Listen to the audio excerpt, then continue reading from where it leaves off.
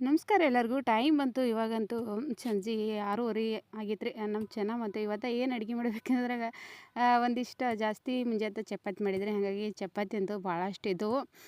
ಅದಕ್ಕೆ ಒಂದಿಷ್ಟು ಅದನ್ನು ಸುಸ್ಲಾ ಮಾಡ್ತೀನಿ ಅಂತ ಹೇಳ್ಕೆಸಿಂದು ಸುಸ್ಲಾ ಮಾಡತ್ತಿದ್ದಳು.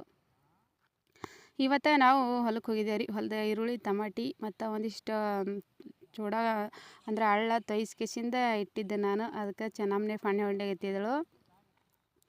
ನಮ್ಗೆ ಹೊಲಕ್ಕೆ ಹೋಗಿ ಬರ್ಬೇಕಾದ್ರೆ ಭಾಳಷ್ಟು ಲೇಟ್ ಆಗೈತೆ ರೀ ಇವತ್ತು. ಬರೋದ್ರಾಗ ಅಡುಗೆ ಮಾಡ್ಬೇಕು ಅನ್ನೋದ್ರಾಗ ಎಲ್ಲ ಅಡುಗೆ ಅಂತೂ ಹಾಗೆ ಇತ್ತು. ಹಾಗಾಗಿ ಕೆಸಿಂದ ಇವತ್ತಂತೂ ಅಡುಗೆ ಅಂತ ಏನೂ ಮಾಡಲಿಲ್ಲ. ಅವರೇ ಇಷ್ಟ ಚೆನ್ನಮ್ಮ ಇಷ್ಟ ಸುಸ್ಲಾ ಮಾಡತ್ತಿದ್ದಳಲ್ಲ.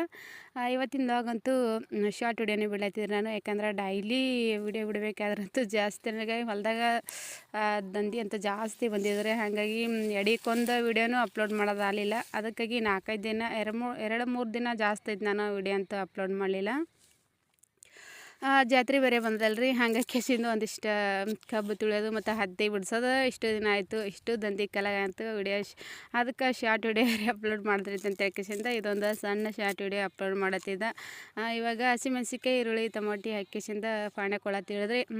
ಅದೇ ದೊಡ್ಡ ಬೊಗಣೆಗೆ ಇಟ್ಟು ಪಾಣೆ ಹೊಡಿಬೋದಿತ್ತು. ಅದಕ್ಕೆ ಒಂದು ಸ್ವಲ್ಪ ಕಡೆಯದಾಗ ಬೇರೆ ಸಪ್ರೇಟಾಗಿ ಕಡೆಯದಾಗ ಪಾಣೆ ಹೊಡೆದು ಕೆಸಿಂದ ಇದಕ್ಕೆ ಚೂಡ ಎಲ್ಲ ಹಳ್ಳೆಲ್ಲ ತೈಸಿಟ್ಟಾಳ್ರಿ. ಅದಕ್ಕೆ ಮಿಕ್ಸ್ ಮಾಡಕತ್ತಿದ್ದಾಳೆ. ಈಗ ಅದ್ರಾಗೇನು ಪಾಣೆ ಹೊಡ್ಲಿಲ್ಲಕಿ ಸಣ್ಣ ಬೊಗಣೆಗೆ ಹಾಕಿಸಿಂದ ಪಾಣೆ ಹೊಡೆದ.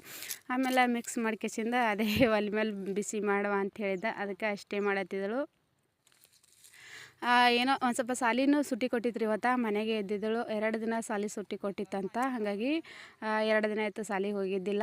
ಜಾಸ್ತಿ ಈ ಥರ ಅಡುಗೆನೂ ಜಾಸ್ತಿ ಮಾಡಂಗಿಲ್ಲ ರೀ. ಹಿಂಗೆ ಏನೋ ಒಂದು ಸ್ವಲ್ಪ ಈ ಥರ ನಾಷ್ಟ ಮಾಡೋದು ಯಾವ್ದಾರ ಈ ಥರ ಮಾಡಿದ್ರೆ ಮಾಡ್ತಾಳೆ.